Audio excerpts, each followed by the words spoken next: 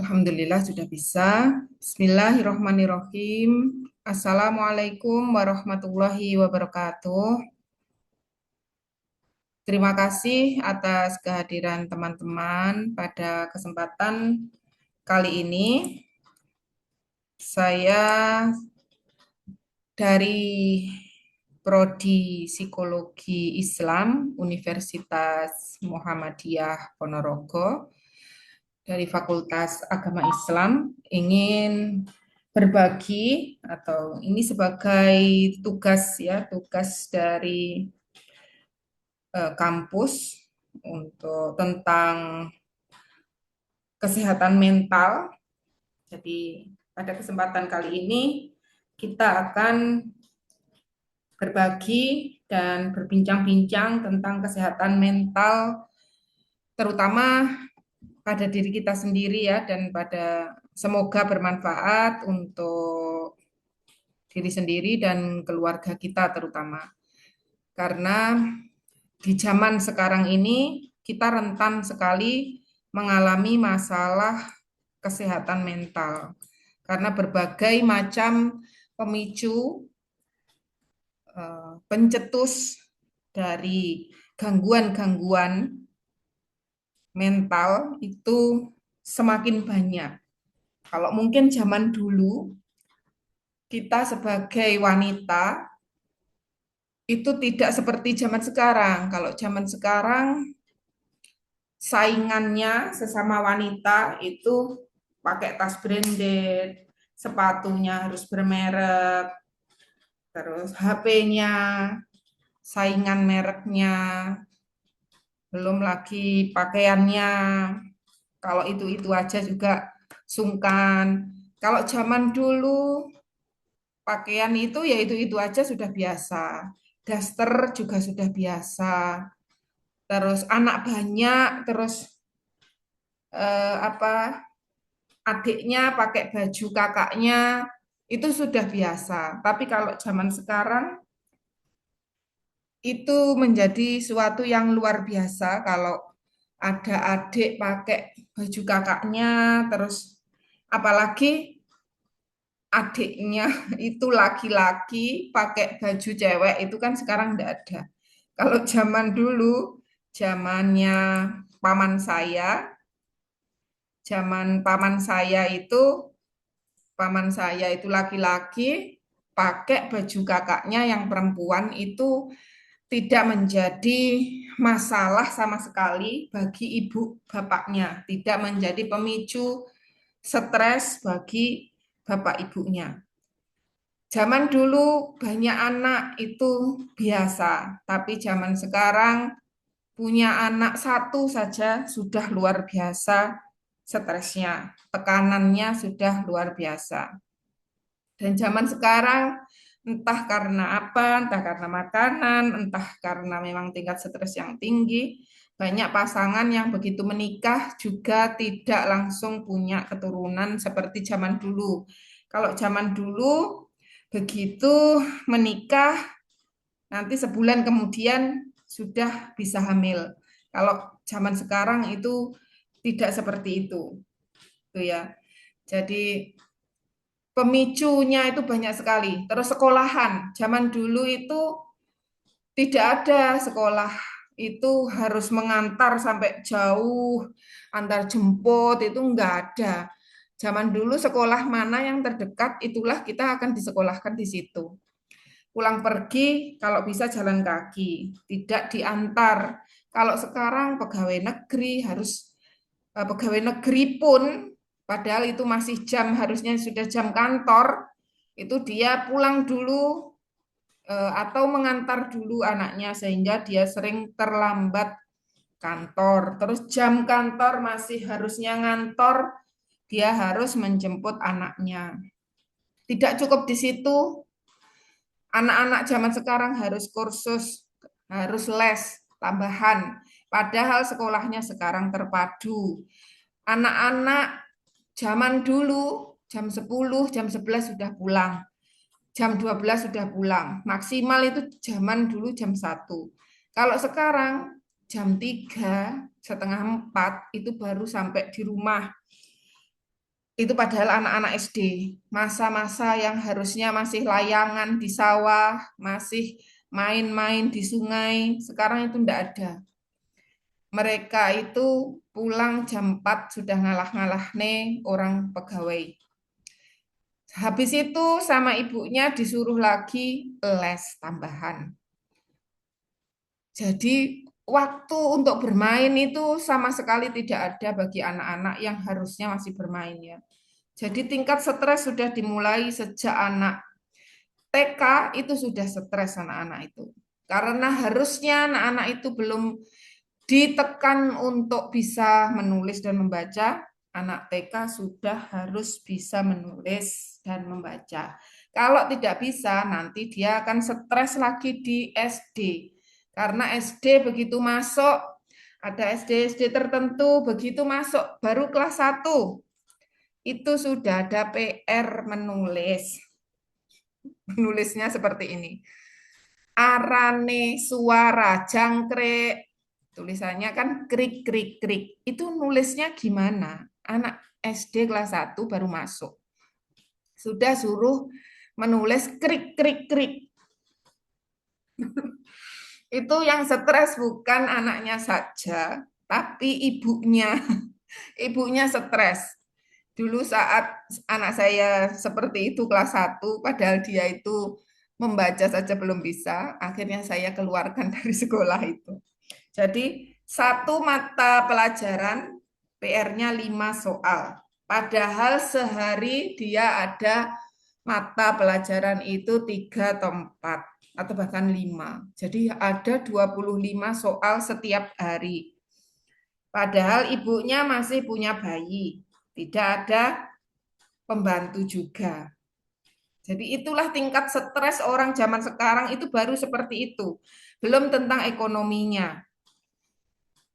Zaman sekarang ekonomi itu butuh uang banyak. Nah, sedangkan para suami rata-rata sekarang itu tidak semua ya, tapi juga banyak itu malah memilih pekerjaan rumah tangga saja. Jadi kebalikan, jadi yang istri akhirnya menjadi wanita karir.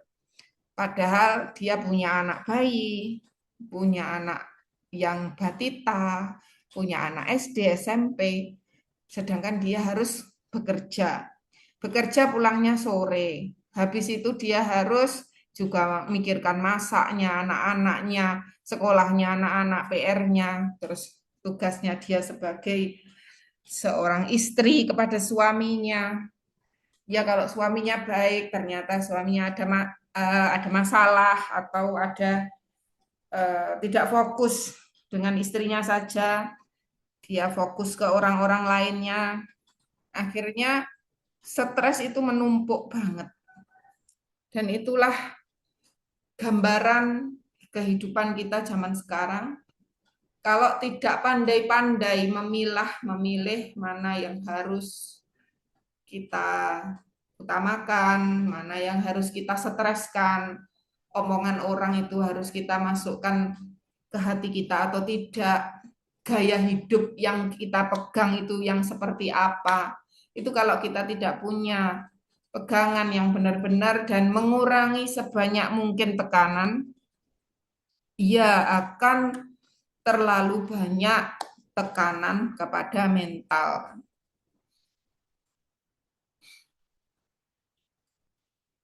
Nah, ini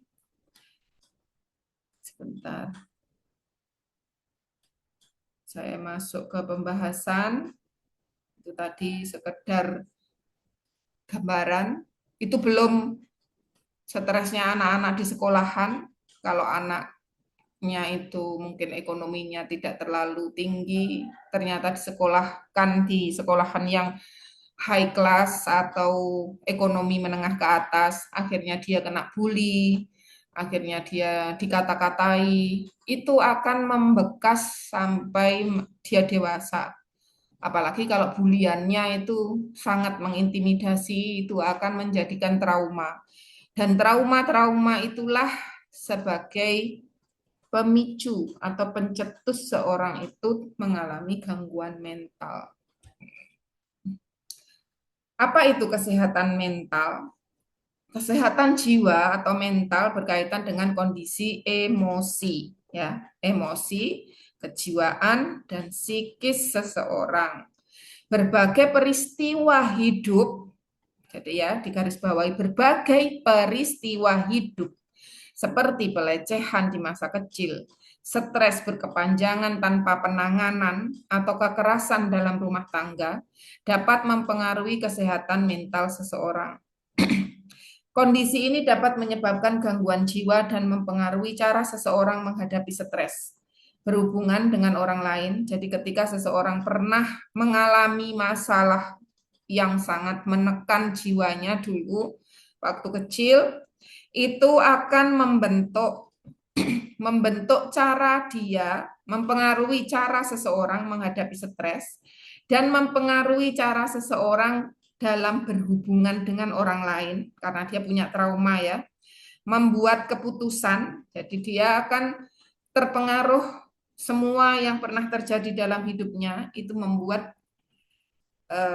masing-masing orang berbeda dalam mengambil keputusan atau bahkan memicu keinginan menyakiti diri sendiri. Gangguan mental yang umum meliputi depresi, bipolar, kecemasan, PTSD, OCD, dan psikosis. Ada juga gangguan tertentu seperti postpartum depression yang dialami ibu setelah melahirkan. Ini hanya sedikit ya, sedikit yang biasa terjadi. Jadi begini kesimpulannya itu. Jadi apapun yang terjadi pada kita, coba kita bayangkan waktu kita dari kecil masih ingat semua yang telah terjadi, semua pengalaman pahit, getir, menyakitkan, mengecewakan, membuat kita shock, semua itu ada bekasnya. Semua itu kalau tidak ditangani dengan baik, itu menjadi seperti gunung ya, gunung es atau menjadi ya seperti gunung es tapi di dalam samudra. Jadi kita itu aslinya itu gunung es di dalam samudra yang besar, yang dalam sampai bawah. Itu kita dari trauma-trauma kita, pengalaman hidup kita, pelajaran yang kita dapatkan, ilmu-ilmu yang masuk, itu membentuk. Dan yang keluar itu hanya pucuk sedikit gitu ya. Gunung es itu kan pucuknya sedikit gini ya, tapi dia kan ke bawah sampai palung-palung bawah kan. Jadi betapa besar yang berada di bawah samudra. Yang di atasnya itu penampakan kita yang sebenarnya yang seperti ini itu. Umpamanya ini saya ya. Ini saya, ini gunung es yang di atas samudra. Tapi aslinya saya itu adalah samudra, ada apa? Gunung es yang berada di bawah samudra sampai ke palung bawah, sampai menancap di bawah samudra. Nah, itu eh, yang mempengaruhi umpamanya seseorang menjadi keras, seseorang menjadi mudah tersinggung kalau diajak ngobrol tentang ini. Seseorang memutuskan untuk mencari pendamping yang seperti ini karena dia punya pengalaman-pengalaman hidup yang seperti ini. Itulah akhirnya semua yang pernah kita alami itu menjadi diri kita yang sekarang ini. Gitu ya. Nah, kita sekarang melihat anak-anak kita. Apapun yang kita lakukan atau apapun yang kita berikan kepada anak-anak kita dan apapun yang terjadi pada anak-anak kita itu akan menjadi pengalaman, menjadikan trauma. Kalau itu menjadi trauma, nah itu akan membentuk mereka nanti besarnya itu akan seperti apa, itulah mereka, termasuk campur tangan kita sebagai orang tua gitu loh. Jadi kita sebagai orang tua yang sudah mengerti, kita belajar ya tentang kesehatan mental, betapa pentingnya kesehatan mental di zaman sekarang, karena itu tadi ya, eh, karena terlalu banyaknya tekanan kehidupan zaman sekarang pada anak-anak kita. Kalau kita sudah sebesar ini aja, kita itu masih terganggu mental kita, apalagi anak-anak kita ini nanti. Makanya kalau saya untuk mengurangi kejadian-kejadian traumatis saya ini memilihkan sekolah. Jadi saya biasa memasukkan anak ke sekolah, nanti saya lihat perkembangan mentalnya gimana, dia ceria atau tidak. Ketika dia mengalami masalah yang cukup signifikan, saya mesti keluarkan. Jadi seperti anak saya itu laki-laki ataupun perempuan itu hampir semuanya pernah pindah-pindah sekolahan. Itu memang membutuhkan biaya ya. Dari sini kita cabut, kita padahal sudah membayar di sini, kita masukkan lagi sekolah di sana, kita sudah bayar di sana, ternyata di sana ada masalah lagi, masalah yang tidak bisa kita tolerir dan kita akan merasa apa ya, anak ini akan trauma dan rusak. Rusaknya itu sampai khawatirnya sampai depresi. Saya selama ini menangani kasus depresi, walaupun cuma sekedar depresi ya, itu belum bisa mengobati saya sampai detik ini. Paling cuma ngurangi dengan cendana, itu pun kalau orangnya mau. Tapi kalau sudah sampai depresi, depresi apalagi depresi berat, itu nggak mau dia cendana gitu karena sudah depresi gitu loh. Kalau masih masih stres-stres biasa, kita kasih cendana dia bisa segera pulih. Tapi begitu seseorang sudah depresi, nggak bisa diapa-apain. Kita sebagai orang tua kita itu gagal loh punya anak kok sampai depresi. Dan kita akan merasa bersalah kalau ternyata itu karena kita salah memilihkan sekolah, kita salah karena memaksakan kehendak kita kepada anak-anak kita. Dia harusnya pengennya menekuni ini, kita memaksakan diri mereka untuk ini tanpa tanpa kita itu harus berdialog. Seperti pemilihan pondok umpamanya ya, anak saya yang laki-laki yang sekarang sedang di SMP itu yang pondok itu awalnya tidak mau mondok, dia awalnya maunya di sini. Tapi karena kita itu sebagai orang tua, kalau saya tuh pengen anak-anak saya tetap mencicipi atau mengalami mengalami pengalaman berharga di pondok. Karena ilmu agama itu tetap berbeda ketika di pondok dan tidak ya. Tetapi saya memilihkan pondok yang tidak terlalu memberi tekanan banyak. Karena pondok-pondok yang terlalu berat, mungkin hafalannya terlalu banyak, itu banyak kasus istihadoh ya pada santri putri terutama. Hampir berapa puluh persen, hampir semua ya, itu mengalami masalah hormonal. Jadi headnya itu maju terlalu, atau malah istihadoh, keluar darah terus. Itu karena tingkat stres tinggi, terlalu tertekan kehidupannya. Bayangkan anak-anak kita, apalagi yang sejak SD sudah dipondokkan ya, dia MCK ya namanya. Dia itu tentang toilet training aja masih belum begitu anu ya, makanya banyak kasus sakit kulit itu yang apa? Itu gudeg kayak gitu. Seperti itu belum bisa sudah disekolahkan. Baru kakak mau sama aku terus aku abisnya malah dijatuh di atasnya minyak itu. Sana ya.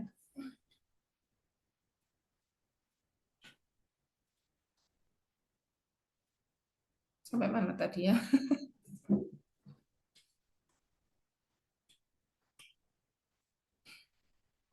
Jadi ketika akhirnya dia mau itu saya ajak dia berkeliling. Di SMP umum di sini juga saya ajak, di beberapa SMP saya datang. Dia pengen kemana? Saya antarkan dia. Kita lihat di sana keadaannya, terus apa polanya seperti apa. Ada yang harus menghafal banyak apa-apa gitu. Jadi saya berikan dia pilihan. Nah, dia akhirnya dapat di tempat yang memang ringan ya, jadi tidak ada tekanan untuk menghafal, terus kita bisa melihat, oh, ibu ini bisa melihat setiap hari kegiatannya apa itu ada videonya, terus kita bisa video call. Jadi Dan di situ memang diutamakan tentang kepribadian. Nah, itu yang saya sukai dan alhamdulillah anaknya kerasan ya. Jadi yang penting tuh itu kerasan dan kalau dilihat di video dia ceria itu sudah cukup kalau saya ya. Nah, itu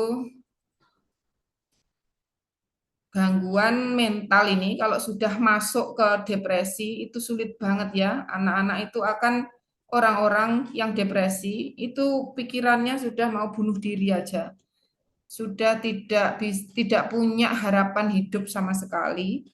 Sudah kehilangan minat yang dulunya hobi mancing, akhirnya sama sekali nggak mau mancing, itu depresi. Terus pengen menyakiti dirinya sendiri, pengen hilang. Nah, ini bipolar, ini dia manik dan depresif.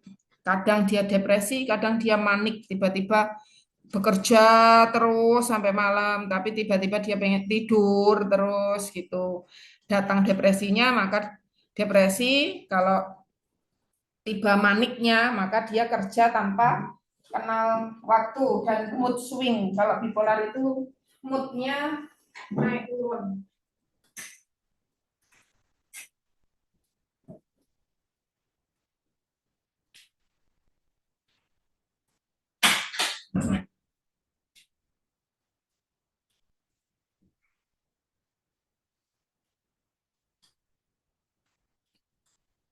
Pentingnya menjaga kesehatan mental. Kenapa kok penting? Kesehatan mental adalah bagian penting dari kesejahteraan, mempengaruhi cara seseorang berpikir, merasa, dan berperilaku.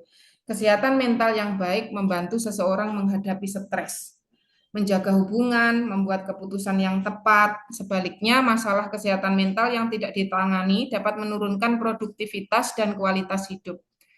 Menjaga kesehatan mental dapat mencegah gangguan seperti depresi dan kecemasan. Hal ini dapat dilakukan dengan pola hidup yang sehat seperti olahraga, tidur cukup, menjaga keseimbangan kerja dan kehidupan, serta berbicara dengan orang terpercaya atau profesional saat menghadapi masalah.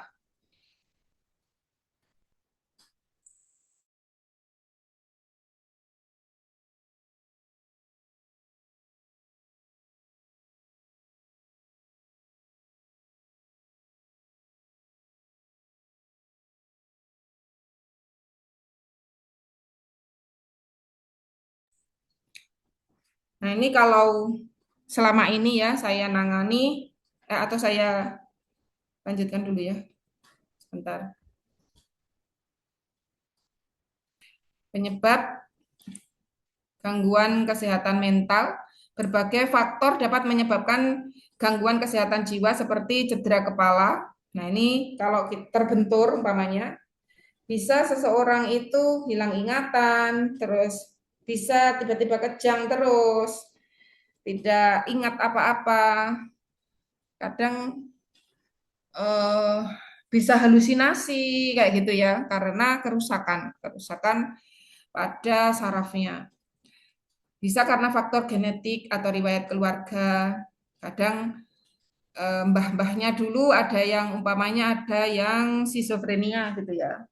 Mungkin cucu-cucunya ada salah satu atau salah dua atau semuanya terkena itu bisa. Kekerasan atau pelecehan termasuk saat kanak-kanak. Nah, ini hati-hati ya. Makanya kita jaga benar-benar anak kita. Menjaganya pun kita tidak bisa menjaga benar-benar anak kita ya. Wong dia main kemana terkena aja kita itu nggak tahu sama sekali. Jadi bisanya ya berdoa, kita doakan dengan sekuat-kuatnya doa. Kekerasan, nah ini kekerasan yang terlalu ya.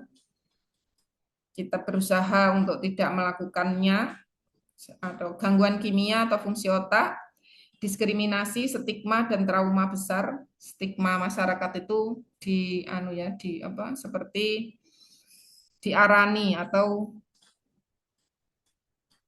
kena stigma buruk gitu loh. Jadi apa-apa yang kita lakukan itu akan buruk gitu kalau kena stigma ini ya. Terus ada hanya diskriminasi. Makanya kita alhamdulillah hidup di negeri ini tidak terlalu ada diskriminasi. Kalau kita hidup di luar negeri, kita Islam, di sana mayoritas umpamanya agama lain, nah kita akan terintimidasi ya karena diskriminasi bisa trauma besar. Nah, ini memang terus kehilangan orang yang tercinta, mungkin karena patah hati, terus perceraian, terus karena kematian. Nah, ini benar-benar kehilangan orang yang tercinta ini bisa menyebabkan gangguan mental loh, gitu. Kita harus menyadari itu. Jadi jangan sampai ketika terjadi perceraian, jangan sampai kita itu terus kena gangguan mental gitu loh. Kalau bercerai ya sudah bercerai, waktunya sudah selesai dengan orang ini gitu. Dan kita harus mengerti bahwa semua yang terjadi itu adalah yang terbaik. Kalau ada yang meninggal, ya memang kisah orang itu sampai di situ. Anak kita yang meninggal di usia kecil, ya memang Allah itu menakdirkan seperti itu dan itu yang terbaik untuk kita. Seperti saya dulu kehilangan anak di saat itu usia 4 tahun, saya memang seperti orang gila ya saat itu. Jadi nanti saya tuh bisa tertawa terus hari mengingat kelucuannya dia. Saya lupa kalau anak saya itu sudah meninggal. Nanti kalau ingat dia sudah meninggal, nggak bisa kembali lagi. Saya tuh nangis nanti sampai seharian, nangis terus. Terus saya berpikir, saya kalau seperti ini akan jadi apa gitu. Terus akhirnya saya harus menyetop semua ini. Sudah selesai, saya harus melanjutkan kehidupan saya. Memang saya akan berusaha untuk bertemu kembali dengan anak saya ini yang kan belum balik berarti dia akan masuk surga. Kan seperti itu. Berarti saya bagaimana caranya saya harus masuk surga. Tuh. Dan saat itu anak saya ini kan tidak mau diobati oleh dokter manapun, bilangnya ibuku dokter. Saat itu saya baru belajar herbal, herbalnya herbal Indonesia. Saya tahunya cuma Sambiloto sama Brotowali dia. Saat itu sus buntu, tak kasih itu aja yang saya kasihkan. Dia nggak mau dokter, akhirnya kan terlambat. Penanganannya terlambat, sepsis, terus meninggal. Sudah operasi sebenarnya. Dan itu menyisakan penyesalan yang dalam kan. Nah, itu bagaimana saya harus membalas atau meniadakan rasa penyesalan yang begitu dalam itu. Saya seperti orang yang gila ya, kesetanan untuk mempelajari bagaimana caranya mengobati penyakit yang diderita anak saya itu. Saya tuh kejar, makanya begitu tahu film Janggem ada yang tusuk jarum di perut pada panglimanya, usus usus buntunya tuh sembuh. Itu saya langsung kursus di Jakarta. Habis itu saya kuliah sampai sekarang ini. Jadi gimana caranya ketika seorang anak yang meninggal itu dia tidak meninggal sia-sia. Itu yang saya apa ya? Itulah cara kita untuk resiliensi ya, ketahanan diri agar tidak menjadi gila karena kehilangan seorang yang kita cintai. Itu saya benar-benar saya merasa saya itu memang mengarah ke gila ya, karena tertawa, nangis itu gantian memang seperti orang gila. Dan saat itu ada orang yang mirip dengan saya, orangnya di Jakarta, itu memang gila, dia depresi. Sudah 5 tahun mengurung diri di kamar karena anaknya yang masih SD itu meninggal. Nah, saya melihat kejadian itu, saya harus tidak boleh seperti itu, gitu ya. Nah, itu cara cara saya dalam bangkit ketika terpuruk karena kehilangan seorang yang kita cintai kok meninggal dunia. Kan kita bayangannya aduh nanti itu kan dianu belatung kayak gitu. Itu yang saya kadang dulu itu belum bisa ya. Terus akhirnya saya fokus belajar, terus saya eh, ambil anak lagi gitu ya. Jadi teralihkan. Kesedihan itu teralihkan dengan saya sibuk ngopeni bayi kan gitu. Jadi saya kehilangan anak saya yang pertama itu Februari, saya Juni itu sudah ada bayi lagi yang saya rawat fokus di situ. Akhirnya saya lupa kan. Lah hari ini kita memandikan. Tiba-tiba sudah sore memandikan lagi, sudah pagi memandikan lagi. Begitu terus tanpa sadar sudah berjalan waktu beberapa bulan. Situ sudah berubah, akhirnya saya kuliah dan sudah lupa ya, lupa tapi tidak melupakan apa ya. Jadi apa yang terjadi, yang terburuk yang terjadi itu menjadi berkah buat kita gitu ya. Kita kehilangan, kita drop. Bagaimana hal itu menjadi hikmah yang besar yang menjadi pendobrak sesuatu yang berbeda. Akhirnya saya kuliah di tiga akupuntur, akhirnya menjadi seorang yang bisa ngobati kan gitu. Eh, jadi itulah keburukan menjadi kebaikan atau ujian, cobaan itu menjadi suatu hikmah yang besar bagi peningkatan diri kita.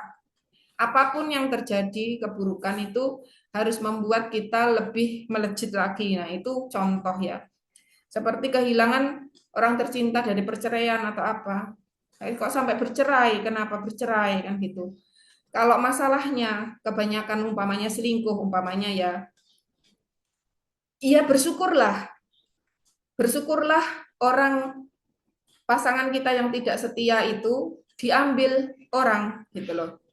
Terima kasih telah mengambil orang yang tidak setia itu dari sisiku. Lebih cepat, lebih baik kan gitu. Itu kita cara membalik ya untuk membuat hati kita itu waras. Kita bagaimana tetap struggle, tetap berdiri kokoh walaupun dikhianati, kita bagaimana tidak depresi gitu ya. Jadi segera sibukkan ke sesuatu yang membuat kita lebih melejit. Jangan sampai kita yang merasa rugi karena perceraian. Kalau bisa, mantan kita lah yang rugi telah meninggalkan kita. Seperti itu umpamanya tentang kalau selingkuh ya. Kan kebanyakan dari perselingkuhan itu akhirnya menyisakan trauma pada para wanita. Itu walaupun wanita itu sudah menikah lagi, dia tuh masih benci aja sama mantannya itu. Akhirnya wanita-wanita ini banyak yang kena kanker, kena kebencian, dendam kesumatnya itu nggak sembuh-sembuh gitu loh. Jadi segeralah sembuh dari apapun yang menyakitimu. Apapun yang menyakiti kita itu baik bagi kita gitu loh. Itu gemblengan Allah. Itu membuat ayo kamu kuatlah gitu. Itu hanya sesuatu yang membuat kamu lebih indah kalau kamu mau indah gitu. Kamu tuh mau lebih indah apa enggak? Kamu mau waras apa tidak waras gitu kan masalahnya. Kalau kita ditinggalkan karena sebab lain atau apapun, ya diterima saja ya monggo monggo gitu. Monggo silahkan silahkan. Silahkan enggak apa-apa. Malah kalau saya dorong. Kalau saya itu seorang pengobat.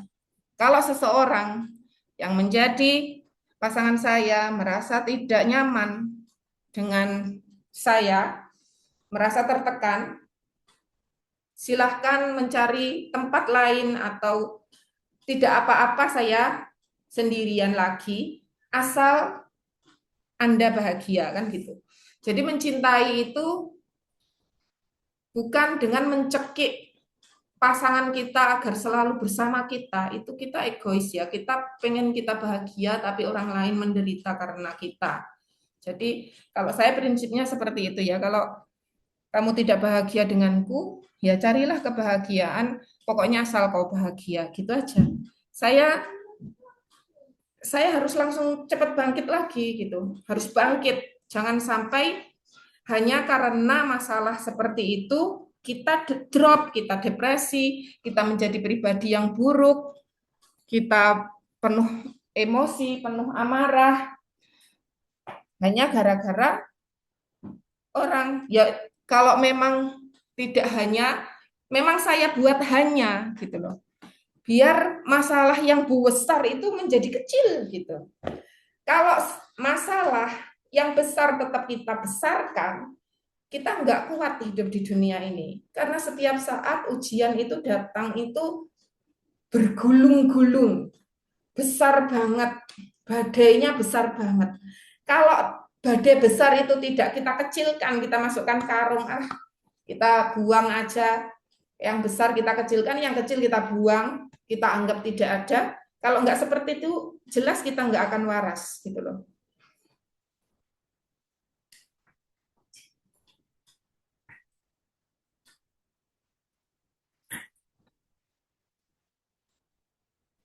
Seperti penyebab gangguan kesehatan lainnya, masalah sosial seperti kemiskinan, utang, dan pengangguran. Nah, ini kemiskinan. Miskin dan tidak, ini jiwa ya, pilihan, perasaan.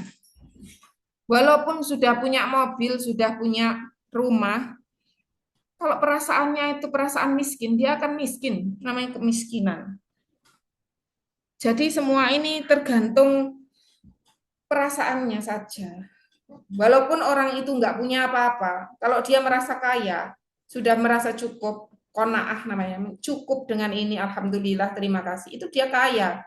Kalau menurut saya ya, kemiskinan itu seorang yang miliarder pun, kalau dia itu merasa dirinya miskin, nggak punya, dia selalu memandang ke atas, itu namanya kemiskinan. Jadi dia akan selalu stres. Padahal kita itu nggak punya apa-apa aja, kita sudah sehat, tidak cacat, itu aja sudah alhamdulillah. Kalau memang cacat, sudah alhamdulillah bisa hidup, masih tidak seperti orang yang lebih bawahnya. Kita harus bersyukur. Kalau kita tidak bersyukur, dan memang takdirnya kehidupan kita itu seperti ini, ya kita hanya menyakiti diri kita sendiri, sakit terus. Harusnya nggak sakit, tidak menyakiti diri, kita menyakiti diri kita sendiri hanya karena perasaan kita menjadi orang miskin. Kita rasa kita itu miskin. Terus tentang utang, utang itu nggak usah dipikir. Utang itu bukan untuk dipikir, tapi untuk dibayar. Jadi setiap ada uang yang masuk, langsung bayarkan utang. Jangan malah dibuat foya-foya dulu, lupa utangnya, akhirnya utangnya numpuk, terus stres. Nah, kalau memang tidak bisa membayar, kita tahu penghasilan kita cuma sedikit, ya jangan utang gitu loh. Uang dia tidak bisa membayangkan mau membayar dengan apa, kok utang. Nah, itu kelainan jiwa aslinya. Orang yang hutang, padahal dia itu nggak ngerti, aku kok mau membayar apa, nggak ada untuk membayar.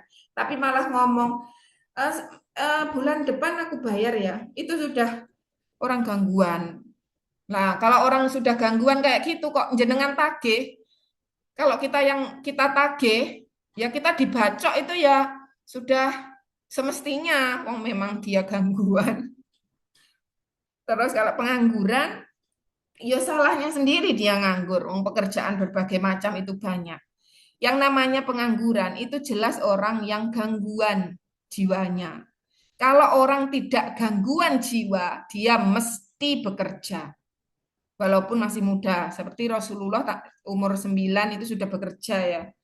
Kalau umur sudah tua, dewasa, punya anak, punya istri, kok pengangguran, itu jelas dia itu aslinya kesehatan mentalnya terganggu. Karena orang yang sehat secara mental, dia mesti mandiri, mesti makan dari hasil jerih payahnya sendiri. Itu tanda dari mental yang sehat. Terus penyebab gangguan kesehatan mental lainnya adalah merawat orang sakit kronis, apalagi yang dirawat orang tuanya sendiri ya. Terus orang tuanya itu sakitnya sakit penyakit umpamanya hipertensi lah, stroke lah, diabetes, itu kan orang-orang dengan atau kanker, orang-orang tingkat kemarahan tinggi ya. Mereka sakit karena memang kemarahannya tinggi. Begitu sakit, umpamanya tidak bisa apa-apa, kita yang merawatnya, ya siap-siaplah sangat hancur hati kita, kan mesti penuh amarah, penuh emosi kan. Nah, itu membuat orang yang menunggu orang sakit itu biasanya dulu sakit juga dan seringnya mati duluan gitu. Dia mati lebih dulu dibanding orang yang dia jaga. Tuh. Pengaruh alkohol juga membuat seorang gangguan mental, obat-obatan, atau racun. Stres berkepanjangan, isolasi sosial. Isolasi sosial itu mungkin seseorang eh, dikurung gitu ya. Jadi dia begitu keluar dari kurungan itu dia merasa seperti Tarzan keluar dari hutan gitu. Atau isolasi sosial itu bisa berupa anak yang tinggal di apartemen yang tidak punya teman, itu isolasi sosial sebenarnya. Terus lingkungan buruk dengan tetangga-tetangga yang maaf ya umpamanya seseorang punya rumah di lingkungannya itu umpamanya semuanya adalah PSK atau apa atau sekitarnya itu pemabuk semua. Nah, itu meninggalkan masalah kejiwaan karena setiap hari dia melihat apa, mendengar apa itu masuk semua ke memorinya dan itu membentuk pola hidupnya. Pengalaman traumatis seperti kecelakaan, perang atau tindakan kriminal. Jelas ya perang itu melihat orang pembunuhan yang sangat sadis seperti itu, terus luka-luka yang parah dengan darah, nah itu semuanya traumatik. Faktor resiko gangguan kesehatan mental meliputi wanita lebih rentan terhadap depresi dan kecemasan, ya karena memang wanita lebih emosional ya. Sementara pria rentan terhadap ketergantungan zat dan antisosial. Antisosial ini orangnya nggak mau gaul, senangannya cuma di rumah atau malah di kamar. Temennya cuma sedikit, tidak bisa ramah ke orang lain. Nah, ini namanya antisosial. Nah, antisosial ini kalau dilanjutkan, diteruskan, tidak dirubah, dia kan bisa ke arahnya ya, bisa ke arah psikopat lah, bisa ke arah skizofrenia lah, bisa ke arah psikosis, bisa ke arah gangguan-gangguan mental yang lebih berat. Wanita setelah melahirkan, depresi pasca melahirkan. Dia sudah melahirkan, terus ndelalah ada yang tidak menerima anaknya. Aku pengen anak lanang kok kamu anaknya perempuan. Kayak seperti itu tuh membuat seorang wanita depresi atau eh, suaminya ndelalah tidak mengerti atau dia tidak tidak apa ya merasa diabaikan, harus semuanya dia sendiri, punya suami yang tidak bekerja atau depresi-depresi karpe dewe, merasa aduh badanku kok jadi begini, aduh aku kok begini nanti gimana gimana itu yang membuat kesehatan mentalnya terganggu. Masalah di masa kanak-kanak atau gaya hidup yang tidak sehat, profesi yang memicu stres seperti dokter atau pengusaha. Pengusaha itu harus gimana ya, utangnya banyak, harus bayar karyawan, harus segini, harus begini. Dia juga memutar otak untuk penjualannya bagaimana, menghadapi konsumen seperti apa. Semuanya CEO ya, dipikir sendiri semuanya itu berat ya. Apalagi kalau tidak punya cara bagaimana eh, mengolah uang, bagaimana kaya, kaya itu bagaimana, tidak punya cara-cara tertentu untuk menjadi kaya. Nah, itu stres banget itu mesti. Kalau saya punya cara sebenarnya, nah itu nanti pembahasannya panjang itu. Bagaimana cara kita itu santai ya, tidak terlalu tidak apa ya stres sebagai pengusaha gitu. Sebagai dokter pun, nah ini stres lagi. Apalagi saat-saat dulu ya pertama saya menghadapi orang-orang yang sakit itu, kalau kita tusuk, adalah tusukan kita salah ya waktu awal-awal. Kok dia meninggal atau apa, itu kita tekanan banget ya. Atau kita menterapi pasiennya nggak sembuh malah sakit. Nah, itu benar-benar tekanan mental. Riwayat keluarga dengan gangguan mental atau kelainan otak saat lahir, riwayat gangguan mental sebelumnya, mengalami kegagalan hidup seperti dalam pendidikan atau pekerjaan. Nah, ini banyak sekali ya. Orang tidak lulus atau drop out, nah itu akhirnya dia depresi, nggak mau apa-apa, nggak mau kerja, istrinya yang jadi masalah ya. Istrinya akhirnya sakit, tumor lah, kanker lah karena marah, benci sama suaminya yang nggak mau apa-apa, mengalami ya ini, penyalahgunaan alkohol atau obat-obatan. Gejala gangguan kesehatan mental bervariasi, namun gejala umum yang sering meliputi berteriak-teriak, berkelahi, atau menarik diri dari orang lain, delusi, paranoid, halusinasi. Ini jadi merasa diri aneh gitu ya, apa ya, merasa dirinya mungkin jadi raja lah, atau ini yang sudah parah ya, skizofrenia atau ODGJ. Kadang merasa sebagai aku seorang, aku ini dokter, atau aku ini dulu ambisinya apa umpamanya gitu. Kayak kerajaan di Jawa Barat kapan itu loh, orang mengaku sebagai raja kayak gitu tuh paham atau merasa apa ya, kelainan ya.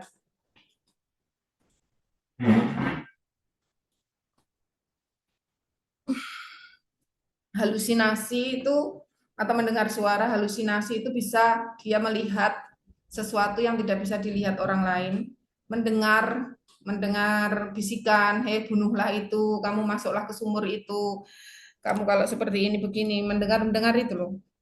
Sebenarnya ini kalau anu ya seperti orang yang gangguan jin itu ya. Kesulitan berkonsentrasi atau mengingat, ketakutan, kekhawatiran atau rasa bersalah berlebihan, tidak mampu mengatasi stres atau masalah sehari-hari, marahnya berlebihan, rentan kekerasan atau perubahan suasana hati mendadak, pikiran untuk menyakiti diri sendiri atau orang lain, perasaan sedih, tidak berdaya atau putus asa, kebiasaan makan, tidur atau gairah seks yang berubah drastis, nyeri yang tidak jelas penyebabnya atau rasa lelah ekstrim, merokok, minum alkohol berlebihan atau menggunakan narkoba, tidak mampu menjalankan aktivitas sehari-hari seperti bekerja atau merawat anak. Ini sudah parah yang ini ya.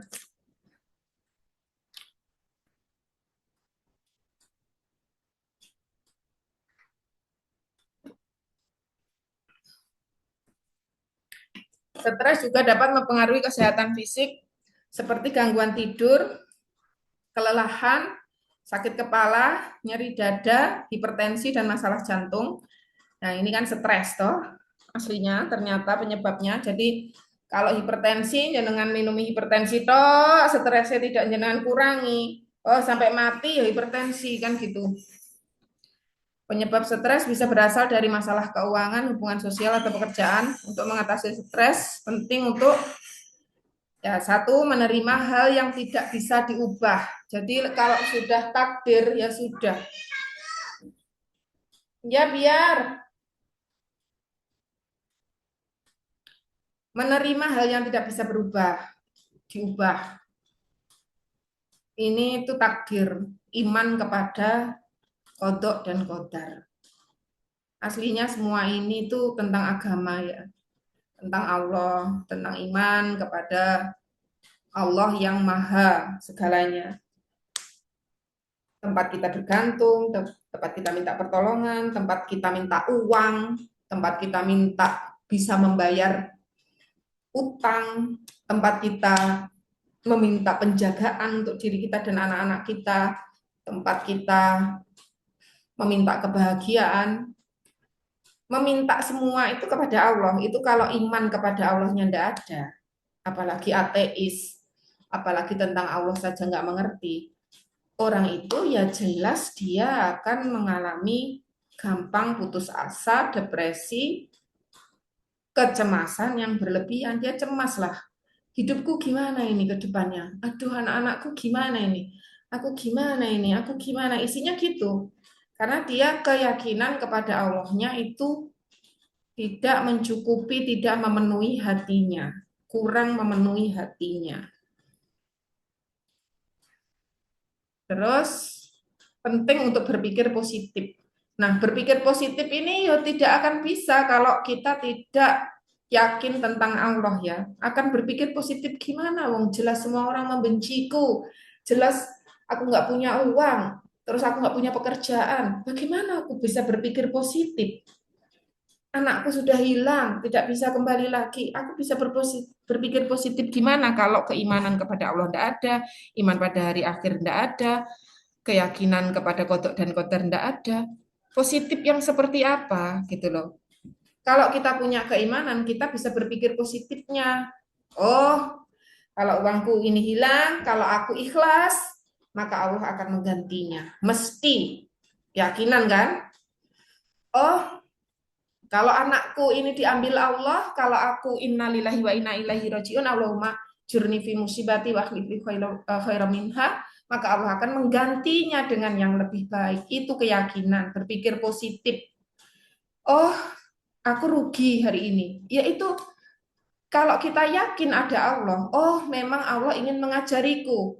Mana yang kurang, aku harus memperbaiki.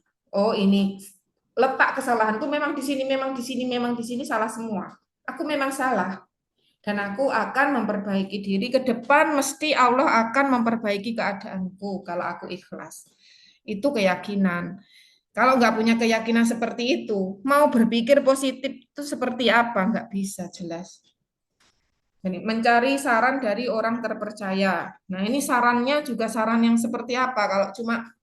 Kalau orangnya yang dimintai saran juga tidak, walaupun terpercaya, tidak punya masukan yang membuat orang itu tercerahkan, ya juga sulit. Nanti malah tambah budrek dia pulang, malah tambah stres. Terus mengelola emosi dan mencari solusi. Jadi ketika masalah besar itu datang jebret, apa yang kita lakukan? Kalau psikologi Islam, ya kita kembali ke Islam. Begitu kita datang masalah, ya Allah, innalillahi wa inna ilaihi rajiun.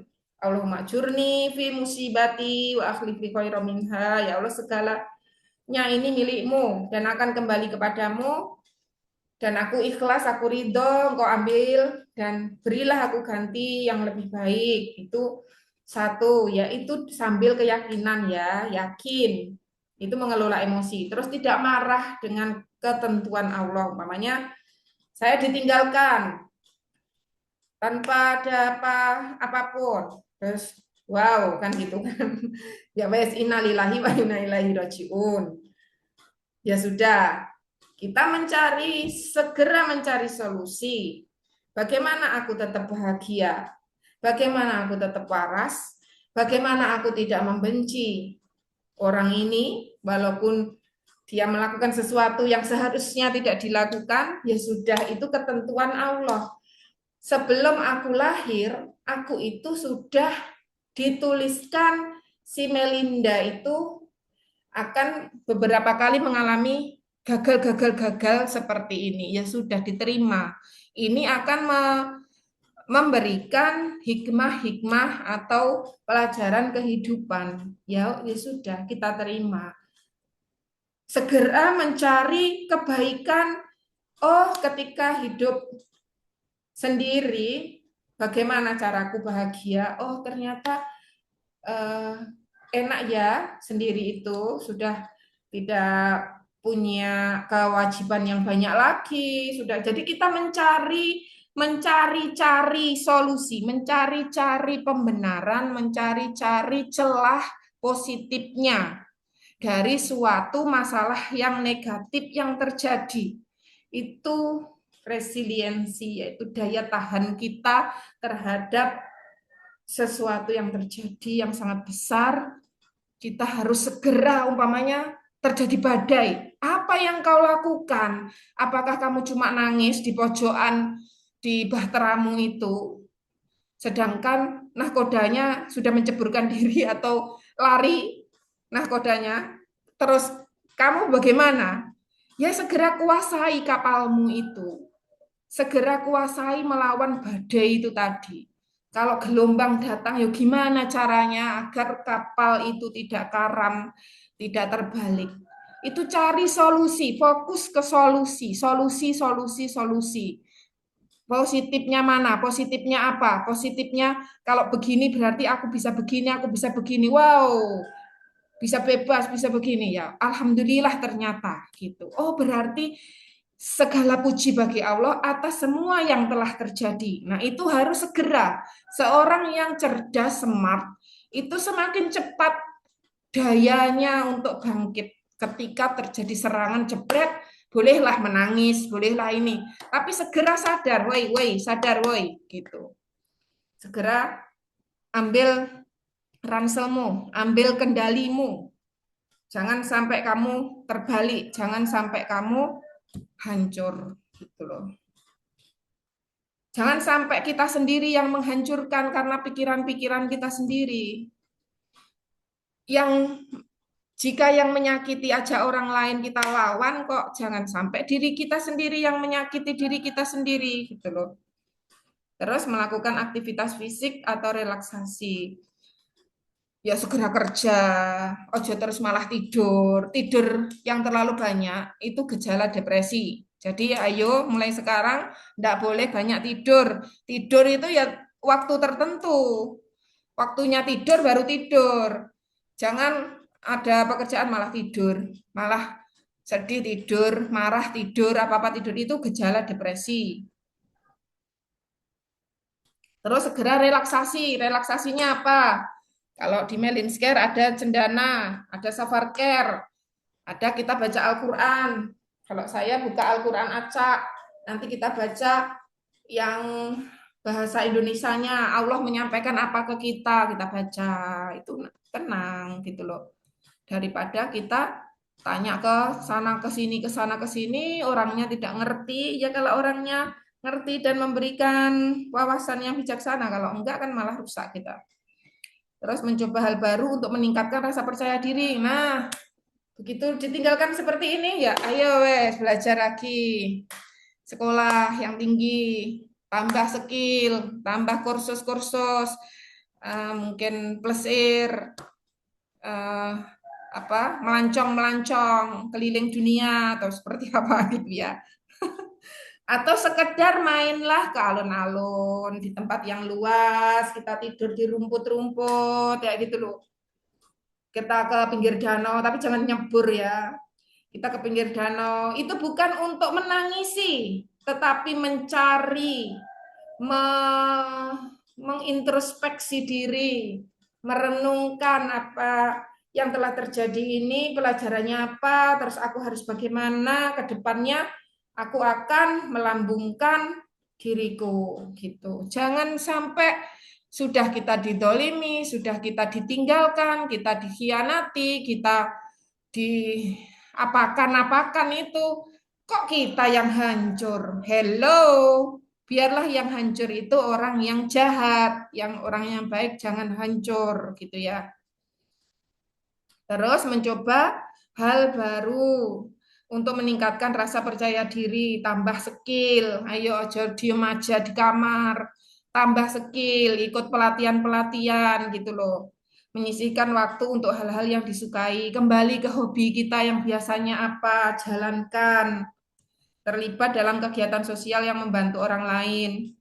Ikut sana membantu apa bencana-bencana alam sana daripada tidur di rumah akhirnya kesusupan setan kan gitu. Menghindari cara negatif seperti merokok atau mengonsumsi alkohol atau narkoba, fokus pada kualitas pekerjaan bukan kuantitas. Kerjanya yang lebih bagus. Nah, ini ada contoh penyakitnya, salah satunya gangguan kecemasan. Ini banyak sekali. Bumel, saya anxiety. Bumel, saya anxiety. Di mana-mana di grup rukyah isinya anxiety, anxiety, anxiety.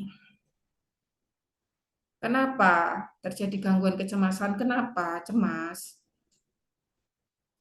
Ini karena yaitu tadi tidak yakin pada kuasanya Allah, tidak yakin pada kemahaluasannya Allah, tidak yakin pada Allah itu maha menyembuhkan, Allah itu maha membuat kita kaya. Karena kita tidak percaya, akhirnya kita tidak banyak berdoa. Kita tidak fokus meminta kepada Allah.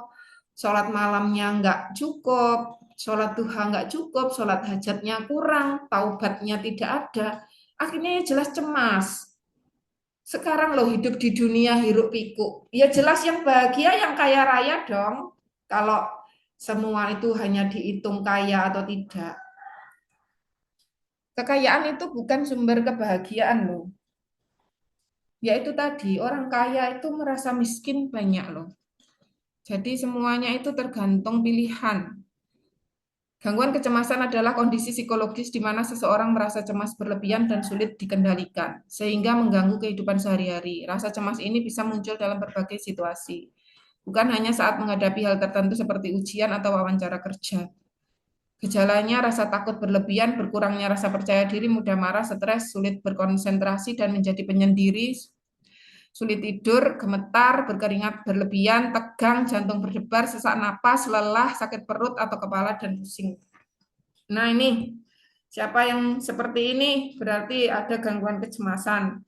Cemasnya hilang, ini hilang. Enak tidurnya, gemetar hilang, jantung berdebarnya juga hilang, kelelahannya ya hilang, napas hilang. Kalau cemasnya berkurang. Nah, ini bisa disafar care ya. Itu kalau di Islam gangguan kecemasan yang berlebihan itu bisa jadi bisikan dari setan. Dan kita mendengarkannya gitu loh. Harusnya kan setan nih tawut suruh keluar kau dari telingaku, keluar kau yang bisik-bisiki negatif, keluar kau yang buat mataku terbayang-bayang hal negatif, keluar kau. Kasih safar care, ditotok-totok, setannya suruh pergi. Faktor pemicunya trauma, stres, keturunan, ketidakseimbangan hormon, serta penyalahgunaan alkohol atau narkoba. Mengatasinya, gaya hidup sehat dengan makan bergizi. Ini sebenarnya nggak cukup ini, cuma bergizi lah. Cukup tidur, wong dia tidak bisa tidur. Cukup tidur gimana? Nggak bisa tidur. Mengurangi kafein dan alkohol. Ini walaupun nggak minum kafein dan alkohol, dia nggak bisa tidur. Karena yang masalah itu otaknya, pikirannya. Mindsetnya itu salah. Berolahraga. Walaupun olahraganya banyak, kalau cemasnya datang ya nggak bisa. Serta melakukan relaksasi seperti yoga atau meditasi. Kalau relaksasi itu masih ya pernafasan, masih. Tapi masalahnya apa tidak diselesaikan, ya cemas terus. Penyebabnya cemas tidak dihilangkan, ya walaupun meditasi ya pas meditasi ini malah datang semua pikirannya. Jika tidak ada perbaikan, konsultasikan ke dokter untuk mendapatkan terapi dan obat-obatan. Nah, ini depresi adalah gangguan suasana hati yang menyebabkan perasaan sedih yang berkepanjangan, bisa berlangsung berminggu-minggu atau berbulan-bulan. Selain mempengaruhi emosi, depresi juga dapat mengubah cara berpikir, berperilaku, dan mengganggu aktivitas sehari-hari. Dalam kasus tertentu, penderita depresi bisa menyakiti diri sendiri dan mencoba bunuh diri. Gejala kehilangan motivasi dan minat pada aktivitas, terus merasa sedih dan sering menangis.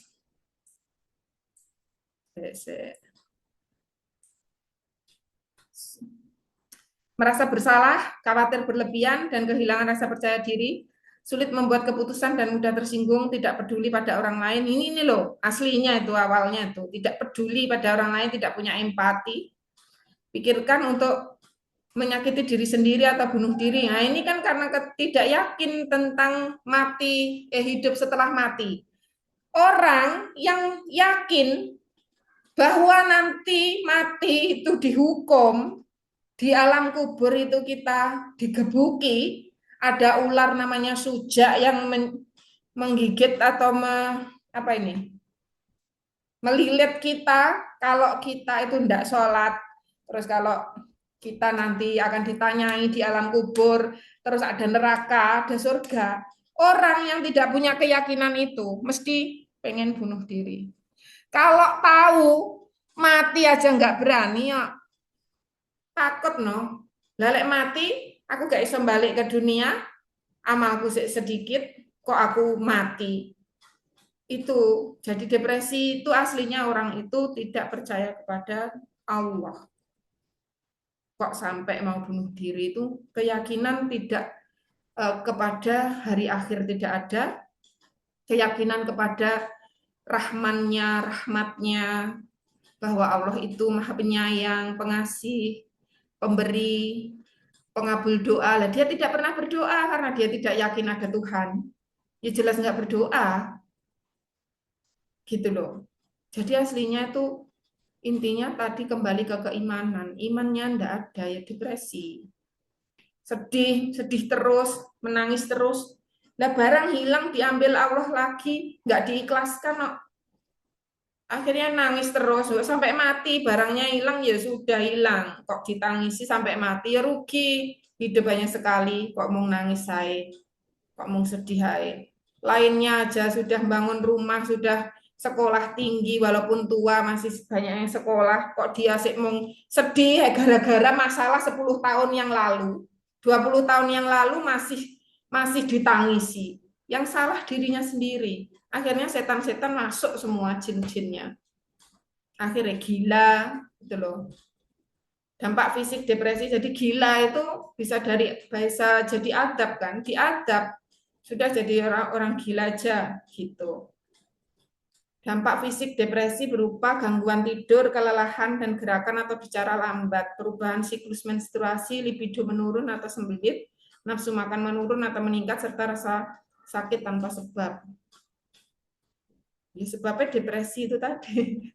Depresi dapat dipicu oleh stres, kehilangan orang terdekat, kesepian. Kesepian itu, wong dia banyak di rumahnya, ada ibunya, ada bapaknya, ya dia memilih kesepian, masuk di kamarnya sendirian, no. Yo kesepian. Karena yang salah itu aslinya eh, orang itu sendiri toh. Salah dhewe, wong enek ibuke gak gelem ngobrol karo ibuke. Ada bapaknya mau ditukari ya, ada adiknya ditukari, isine ngebleng neng kamar, yo kesepian. Tetangganya banyak ya nggak dijak dolan. Penyakit berat atau efek alkohol. Penyakit berat itu kita punya penyakit yang berat, terus nggak sembuh-sembuh, dia depresi gitu, malah terus bunuh diri, kesakitan terlalu ya. Lah karena ketika sakit dia nggak segera bertobat. Kalau bertobat kan sama Allah dikurangi karena kita sakit itu kan karena sebab dari perbuatan dosa yang telah kita lakukan. Itu kalau keyakinannya begitu, kembali lagi ke keyakinan, keimanan itu ya. Kalau nggak punya itu, aduh sakit, aduh hidupku sudah hancur, aduh wes ngono ya mati aja kan gitu toh. Apalagi dia nggak yakin mati itu nanti ada surga dan neraka, nggak yakin. Atau efek alkohol dan narkoba. Faktor genetik juga berperan. Jika gejala depresi berlangsung lebih dari 2 minggu dan mengganggu kehidupan, segera berkonsultasi dengan dokter. Penanganan depresi bisa berupa terapi, obat antidepresi, atau kombinasi keduanya tergantung tingkat keparahannya. Ini kalau depresi ya harusnya memperbaiki keimanannya itu sebenarnya harusnya. Kalau ke psikiater nanti cuma dikasih obat-obatan ini antidepresi ini narkoba. Jadi kalau nggak minum obat ya kumat lagi. Itu aslinya masalahnya mindset, cara berpikir tentang dunia, tentang kehidupan, tentang apa yang terjadi, tentang kesalahan kita. Nggak mau disalahkan terus kok. Yang salah orang lain yaitu yang seperti yang pernah saya tulis atau apa ya. Sejak kecil kita kalau kita terbentur yang dipukul dindingnya yang salah. Dindingnya nakal. Dinding gue loh sejak puluhan tahun berdiri di situ, nggak gerak-gerak dia. Yang salah itu loh, yang kebaduk, kok dindingnya yang salah. Nah, karena itulah akhirnya setiap mengalami apa-apa yang disalahkan orang lain, bukan dirinya sendiri.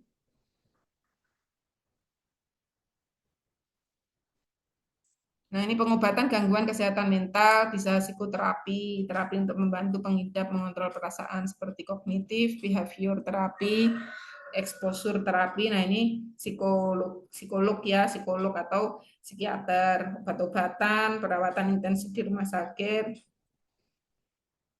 supporting group umumnya memiliki anggota pengidap penyakit kesehatan mental yang sejenis atau mereka yang sudah dapat mengendalikan emosinya dengan baik.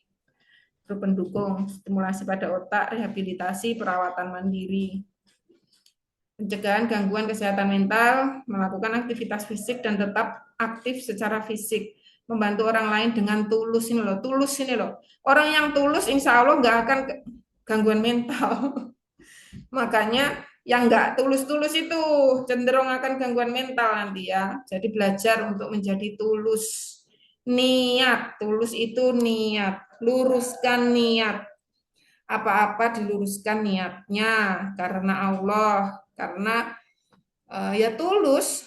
Menikah harus niatnya tulus. Kalau menikah niatnya ternyata hanya mencari kedudukan, mencari uang, mencari kesenangan, itu tidak akan dia dapatkan gitu loh. Akhirnya rusak rumah tangganya karena tidak ada ketulusan. Kalau tulus, menikah itu bisa lama. Kalau berduanya tulus semua, walau ada masalah sebesar apapun, mesti bisa diselesaikan. Kalau satunya nggak tulus, nggak bisa. Jadi akhirnya yang tulus itu merasa disakiti terus. Terus orang-orang zaman sekarang ini, ketika dia disakiti, dia nggak mau pergi, tidak mau bercerai karena anak-anak lah. Aslinya bukan karena anak-anak, karena dia takut tidak bisa makan, takut tidak bisa tentang nafkah anak. Padahal kalau dia sekali lagi yakin kepada Allah, bahwa Allah lah pemberi rizki, bukan suaminya, dia bisa loh, gitu loh.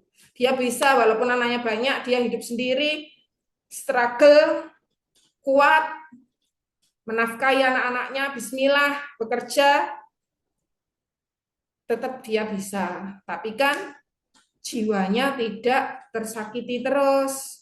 Kalau jiwanya tersakiti terus, alasannya anak, suaminya menyakiti terus, akhirnya penyakit yang datang. Gitu loh. Nah, itu kan pilihan para wanita itu sendiri, mau disakiti. Nah, membiasakan berpikir positif, memiliki kemampuan untuk mengatasi masalah. Harus ketika ada masalah, solusi, solusi, solusi. Pikirkan segera solusi. Jangan terus masalahnya itu dibesar-besarkan, malah besar, besar, besar, besar, kita langsung amblek, no. Masalah kecil aja bisa jadi besar, apalagi masalah besar kau besar-besarkan pula. Nggak selesai. Akhirnya stres karpe dewe. Mencari bantuan profesional jika memang kamu memerlukannya, menjaga hubungan baik dengan orang lain, memastikan tubuh mendapatkan cukup waktu istirahat. Kapan harus ke dokter? Jika diri sendiri atau kerabat menunjukkan gejala masalah kesehatan jiwa secara terus-menerus dan tidak membaik, sebaiknya segera lakukan pemeriksaan ke dokter spesialis jiwa atau psikolog, psikiater untuk mendapatkan pemeriksaan dan penanganan lebih lanjut. Yang sebaiknya itu psikolog ya. Kalau psikiater itu main obat. Kalau psikolog itu masih nanti perbaikan mindset kayak gitu, nanti diajari relaksasi, terus mungkin ya penanganan-penanganan lain ya, tes-tes kayak gitu ya. Diagnosis dan penanganan dini bisa membantu pengidap sembuh dari kondisi yang mereka alami, melakukan aktivitas harian dengan normal, dan terhindar dari risiko komplikasi gangguan kesehatan mental yang serius dan berbahaya. Kesehatan mental yang baik berarti keadaan batin yang tenang dan tentram, sehingga kita bisa menikmati hidup dan menghargai orang lain. Orang dengan kesehatan mental yang baik dapat memaksimalkan potensi diri untuk menghadapi tantangan hidup dan menjalin hubungan positif. Nah, ini materinya sudah selesai. Ini ada yang tanya ya.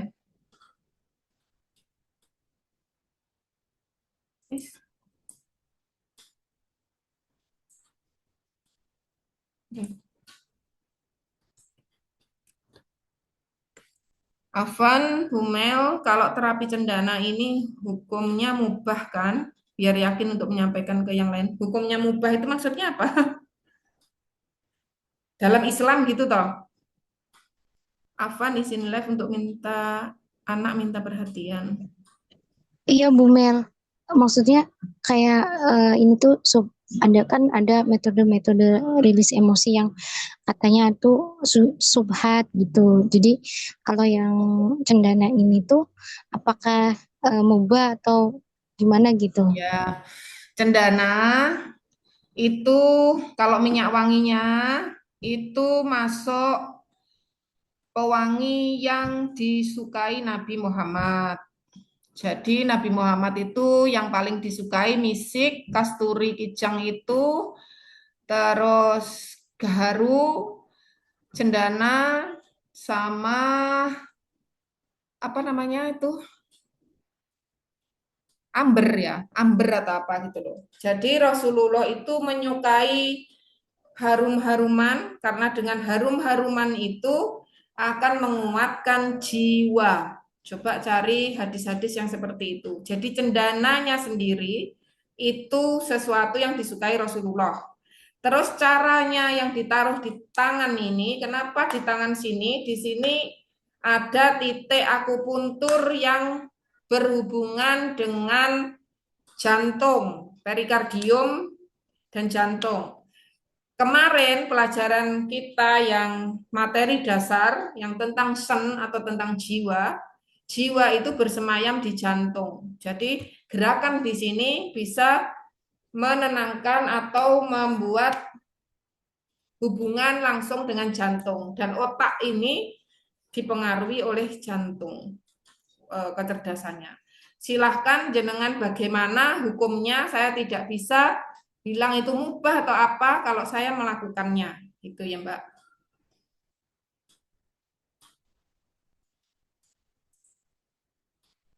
Coba cari hadis tentang cendana kayak gitu. Kan ada yang bilang cendana itu apa? Haram. Haram atau apa? Musyrik itu karena cendana itu dipakai eh, umat agama lain untuk beribadah. Kemenyan, tahu kemenyan? Kemenyan itu dipakai sama tukang sihir untuk menyihir kita itu pakai kemenyan. Tapi di Arab Rasulullah itu kemenyan itu dimakan dan menjadi bakaran yang dipakai wangi-wangian. Wanita-wanita Arab itu rambutnya habis keramas itu dibakari kemenyan. Ayo, apa itu enggak kelakuannya dukun? Minyak ros, bunga ros, sebaran bunga ros itu dipakai oleh dukun, dipakai oleh tukang sihir. Masa kita nggak boleh pakai? Semua itu tergantung dari niatnya. Pewangi, wangi-wangian, dupa. Kita nggak boleh tak pakai dupa. Nah, di Arab zaman Rasulullah itu dupa itu biasa kan? Bakar-bakaran, apalagi yang apa namanya itu? Apa toh bakaran tuh? Map apa? Bukhur. Bukhur itu jenengan kalau umroh, kalau mulai masuk mendekati maghrib, itu para pria yang bertugas menyalakan bukhur, wangi-wangian yang dari bisa cendana, gaharu, kasturi, itu ditaruh di bakaran, digini-gini kan keliling Ka'bah. Jadi semuanya ya itu tadi, terserah kepada jenengan, tapi kalau saya orangnya bersikap terbuka ya. Jangan menilai langsung enggak boleh karena ustadznya tidak biasa melakukan itu gitu.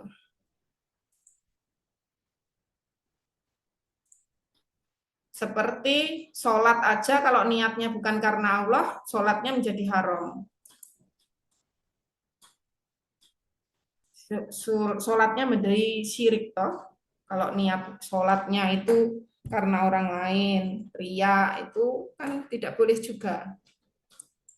Jadi kalau Bu kembali Mel, ke wangian boleh tanya nggak Bu Mel tentang kesehatan mental?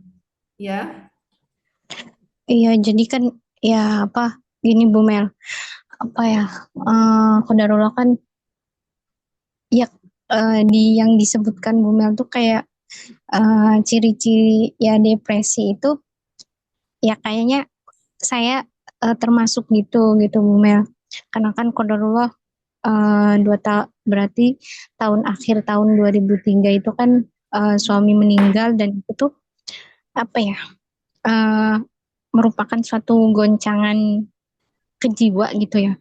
Jadi tuh ngerasa gampang sedih gitu, berlarut-larut sampai terus ditambah mungkin saya tuh eh, orangnya suka mendem gitu, suka mendem perasaan Bu Mel gitu ya. Jadi apa ya, nggak suka konflik gitu, nggak suka ngomong ke orang karena nggak suka konflik gitu, nggak suka ribut dan lebih cenderung memendam perasaan gitu. Jadi ujung-ujungnya apa, eh, ke nyerang ke diri gitu ya. Jadi sepanang sendiri kayak gitu sampai akhirnya jadi apa ya? Ya sakit sendiri gitu ya. Nah, gimana gitu Bu Mel kalau misalkan tipe-tipe orang yang seperti ini gitu. Kadang tuh kalau mau ngomong kayak gitu khawatir malah jadi apa ya, konflik kayak gitu. Tapi kadang sepanang sendiri gitu.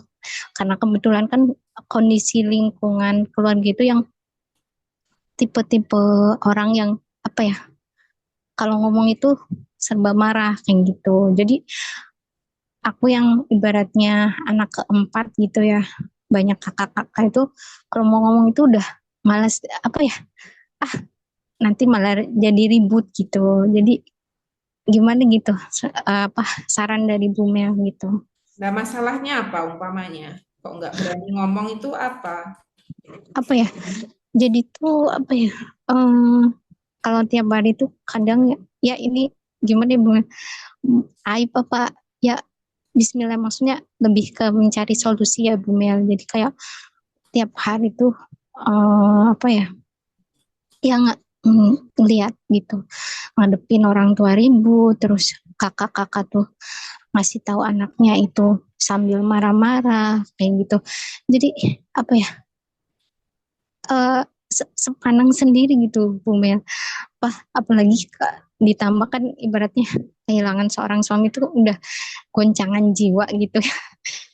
Terus ngadepin tiap hari kayak gitu tuh, ya Allah gimana ini ya. Jadi akunya tuh ikut sepaneng gitu ya. Apa namanya? Selama ini, sebentar, selama ini yang dilakukan apa? Kalau seperti itu. eh Apa sih, diem sih Bu Mel, diem gitu. Sampai tapi jadinya itu ke diri itu gampang gampang labil gitu, gampang sedih, terus juga apa ya, kalau nggak suka itu jadi apa ya, sebel sendiri gitu Bu Mel. Maksudnya Ya. sempet sih apa, sempet ngomong malah akunya malah disemprot gitu.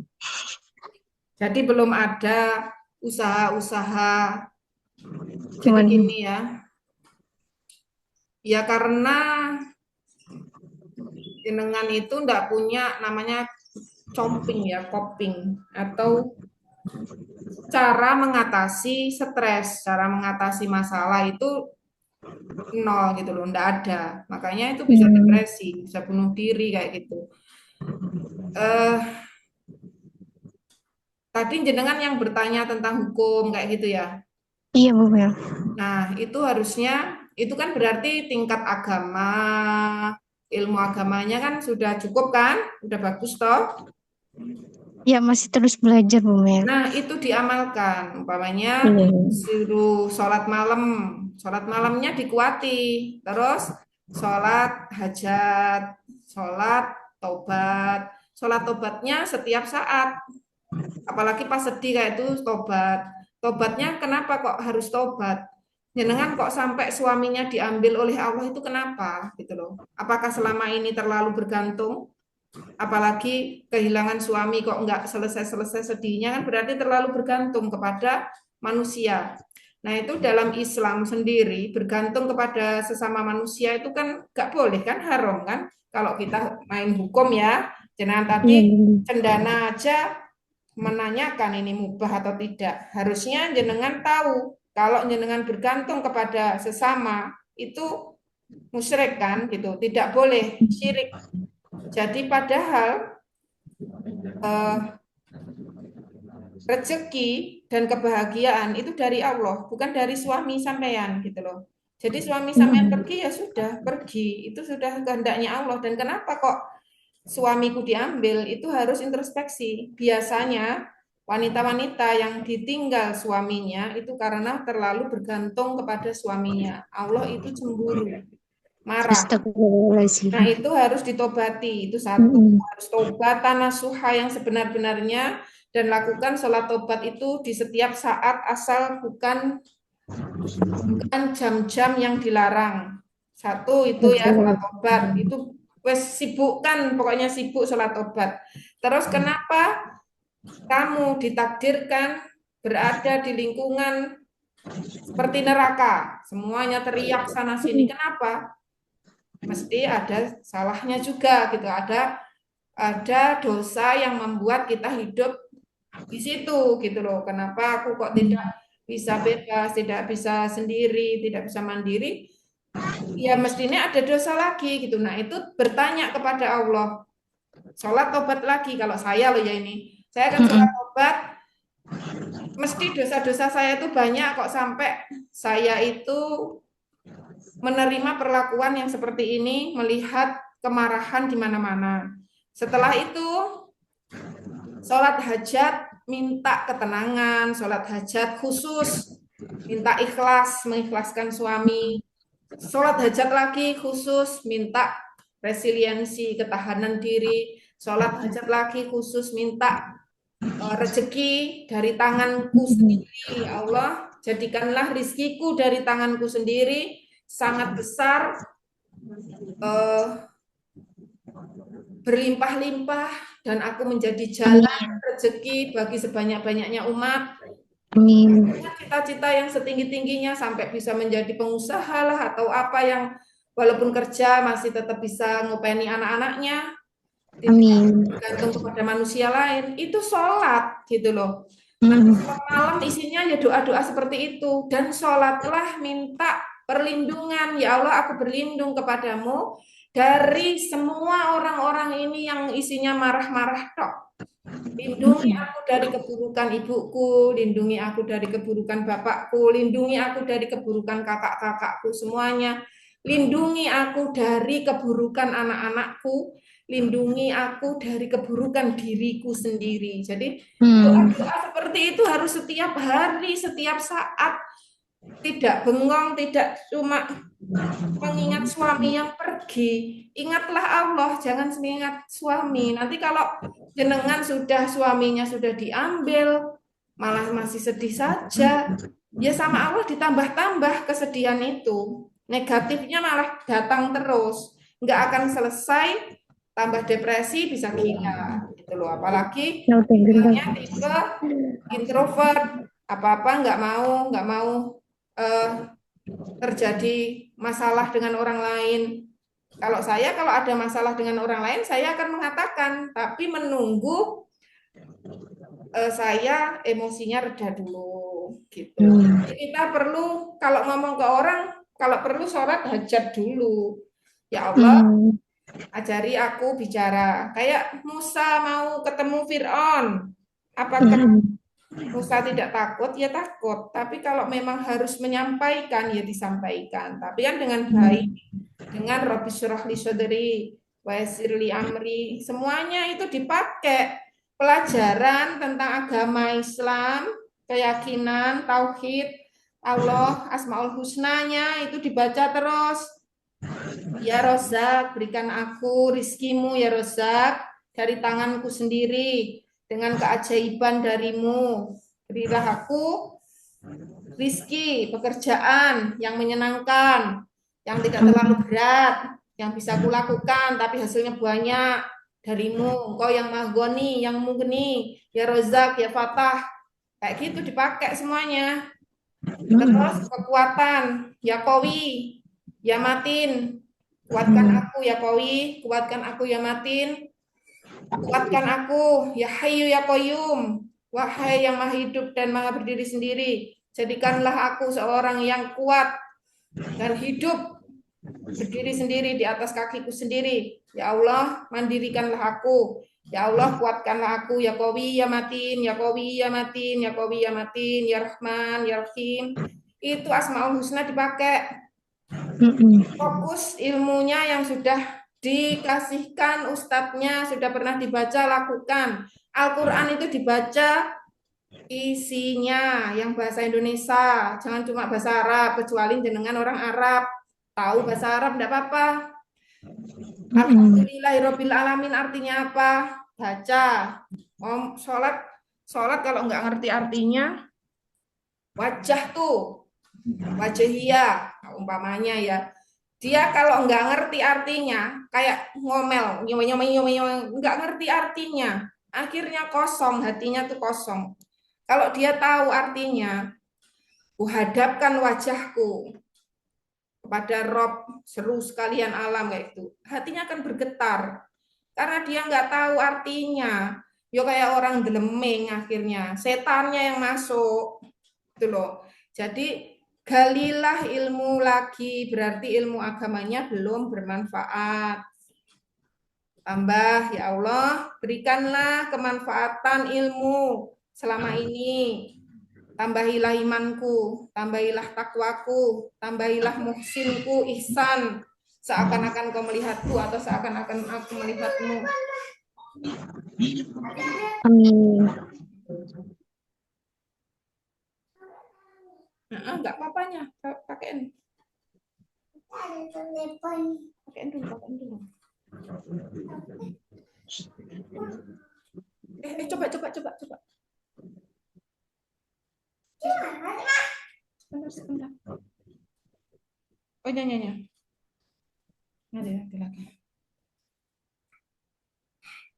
Jadi punya musuh, ya Allah, aku punya musuh ini. Dan engkaulah yang maha kuat, engkau maha raja, ya Malik, engkaulah rajaku, ya Malik, aku hambamu, ya Malik, engkau pemilik seru sekalian alam, hancurkan musuhku. Gitu aja. Sebenarnya kita itu diam gitu aja, musuh kita hancur berkeping-keping kok. Jadi sebenarnya tidak ada itu kekhawatiran, ketakutan, la takhaf, wala tahzan, innallaha ma'ana. Itu harus dipahami. Kalau kita nggak paham, minta ke Allah. Sholat 2 rakaat. Tuhan, ya Allah, ini artinya apa? La takhaf. Janganlah kau takut. Innallaha ma'ana. Sesungguhnya Allah itu bersama kita. Artinya apa ya Allah? Tunjukkan padaku. Gitu loh. Al-Fatihah itu artinya apa ya Allah? Tunjukkan padaku. Tentang apa lagi tunjukkan padaku. Jangan isinya cuma tentang cendana saja sudah ribut, tentang ini ribut. Hello, tauhid diperbaiki dulu. Apa tentang Allah itu yang penting. Jangan sampai yang sudah hilang pergi itu ditangisi terus. Itu kehendaknya Allah. Terserah Allah mau ngambil kapanpun. Kita cuma dititipi. Nanti kalau cuma isinya sedih, nggak mungkin akan ketemu lagi di akhirat nanti.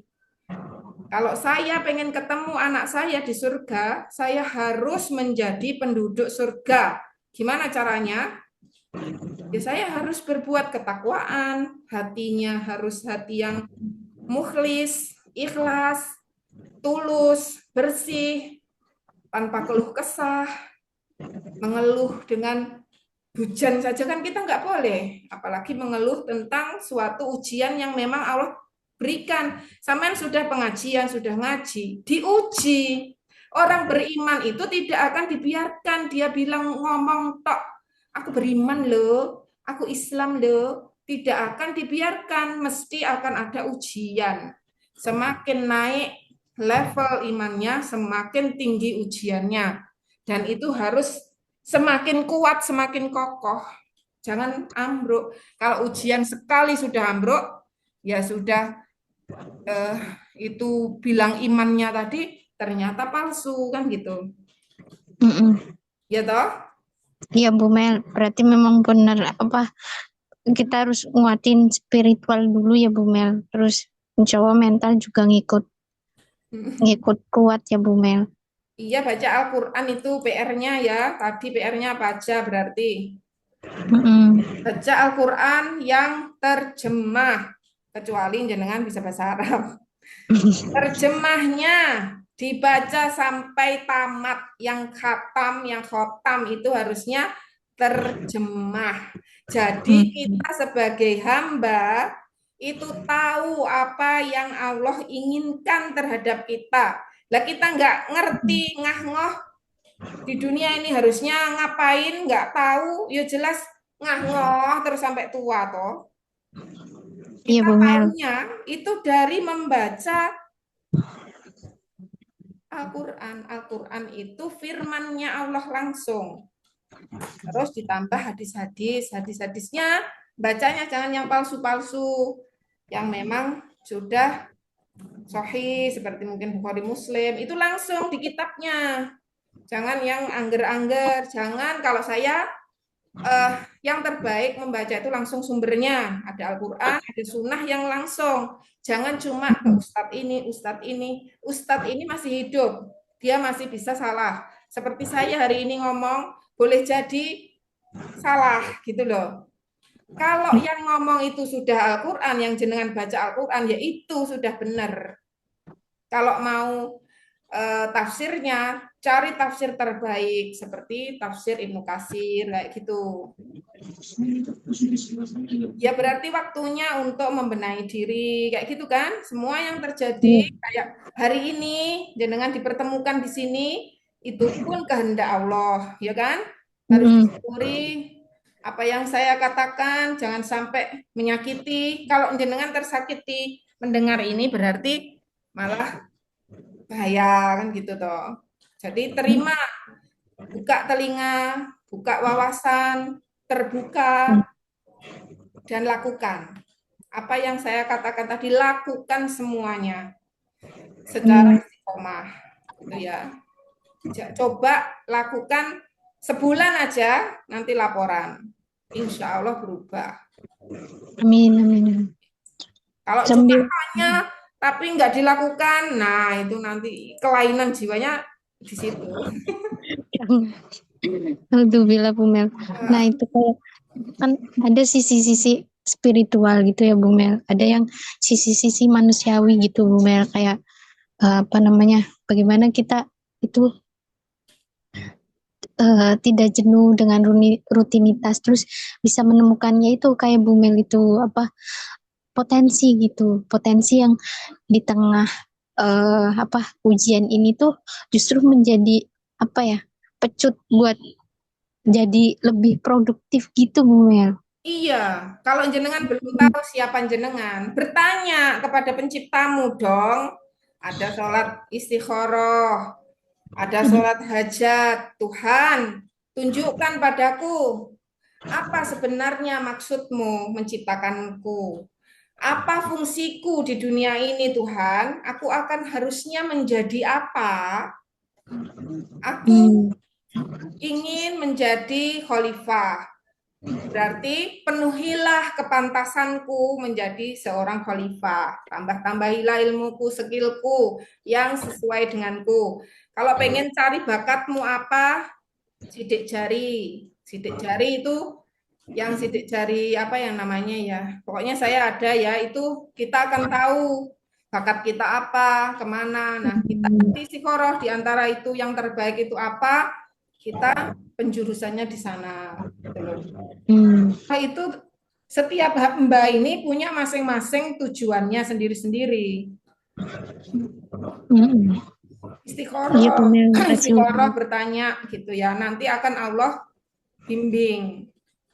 Terus harus mau kerja keras, kerja cerdas, semuanya dilakukan. Jangan cuma di dalam kamar terus mengurung diri. Akhirnya orang-orang juga marah melihat kita kayak gitu. Orang-orang di rumah jenengan paling sumpek melihat jenengan, Yoan, kan gitu. Akhirnya marah-marah. Akhirnya sumpek semua. Sana sumpek melihat jenengan, jenengan sumpek melihat mereka. Kan itu neraka dunia. Toh. Alhamdulillah Bu Mel. Berdoa, ampuni aku Tuhan, perbaiki pribadiku yang buruk. Tidak, jangan terlalu taklid kepada, maaf ya, kepada ustadz-ustadz. Itu kadang kita tertekan. Zaman dulu saya waktu masih pengajian yang zaman dulu ya, itu tertekan banget. Pakai ini tidak boleh ditekan, terus sampai di WA, di lok-lok nih, di anu itu saya keluar. Jadi saya tidak berdiri di golongan manapun. Saya pokoknya Islam yang Al-Quran, Sunnah, mana itu saya lakukan. Gitu. Kalau ikut organisasi, ikut kelompoknya seperti itu, kita cenderung akan digiring sesuai dengan ustadznya gitu loh. Nah itu terlalu apa ya, mengekang juga gitu kan. Hmm. Peraturannya jadi lebih banyak gitu loh. Jadi belajarlah sekarang langsung ke Al-Qur'annya.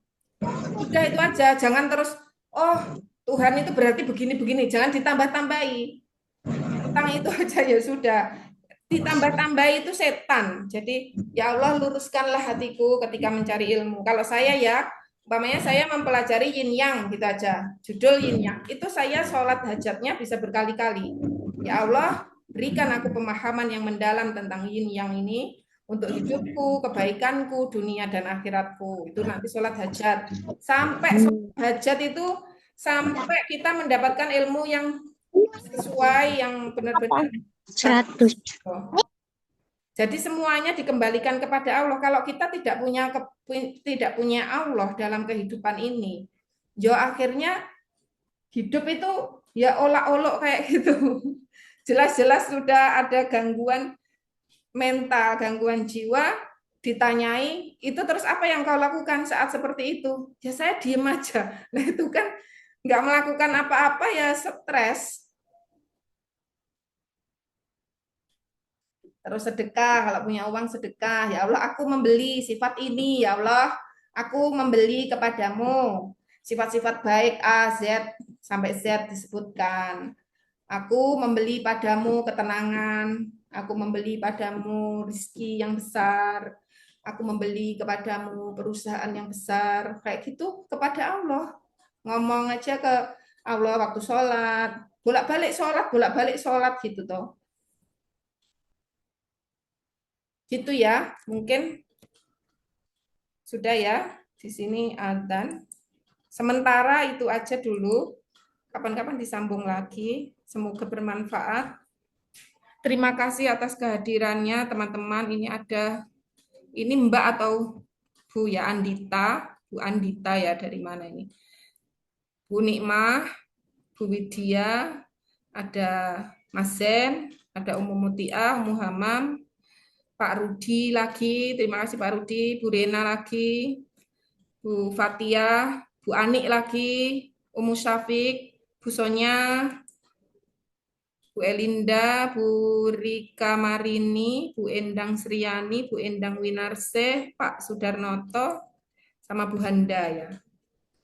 Terima kasih atas semua perhatiannya. Semoga bermanfaat. Mohon maaf kalau ada yang kasar-kasar atau cerita-cerita yang kurang mutu. Semoga menjadi manfaat dan semoga jenengan semua dan kita semua menjadi seseorang yang kuat ya, tangguh, tangguh untuk menghadapi kehidupan ini. Speechless saya. Terima kasih atas semua perhatiannya. Ayo kita berjuang masing-masing. Kita masing-masing punya ujiannya sendiri-sendiri. Ayo yang imannya masih ayo minta kekuatan kepada Allah. Jadi iman, takwa, agama itu bukan untuk sekedar ini ya, casing-casing, tapi itu daleman kita itu seperti apa. Jadi kita jaga apa yang jadi larangan kita benar-benar kita hindari dan menghindarinya bukan karena tekanan atau siapapun, bukan karena malu, tapi karena Allah. Karena pengen masuk surga, karena takut masuk neraka. Karena kita yakin habis mati ada siksa kubur, nanti ada hari kiamat, kita dibangkitkan, kita semua nanti akan bertemu, kita akan dipermalukan atau kita akan dilindungi saat di padang mahsyar. Itu tergantung dari keimanan kita, dari amal-amal kita selama hidup di dunia. Mari mumpung masih hidup, kita berlomba-lomba mengumpulkan apa yang bisa kita kumpulkan untuk membeli rumah di kampung akhirat. Semoga kita menjadi uh, bertetangga di sana ya. Nah ini kan seperti orang gila. Andai akhirat itu ternyata tidak ada, tapi kita sudah menjadi orang yang baik kan, karena kita punya keyakinan itu, sehingga kita mencegah kita mendolimi orang lain, mencegah kita berbuat keburukan. Dan keyakinan kita memang benar-benar akhirat itu ada, dan itu membuat ketahanan mental kita semakin terasa dan kita punya harapan. Kalau di sini aku kok tidak punya mall ya, di sini kok aku miskin ya, kita masih punya harapan. Di akhirat nanti kita punya rumah berlapiskan emas permata kayak gitu loh. Itu aja dari saya. Terima kasih. Subhanakallahumma wa bihamdika asyhadu alla ilaha illa anta astaghfiruka wa atubu ilaih. Assalamualaikum warahmatullahi wabarakatuh. Waalaikumsalam warahmatullahi wabarakatuh. Waalaikumsalam warahmatullahi wabarakatuh. Makasih ilmunya, Bu Waalaikumsalam. Terima Mel. kasih Bu Mel. Assalamualaikum. Salam. Waalaikumsalam.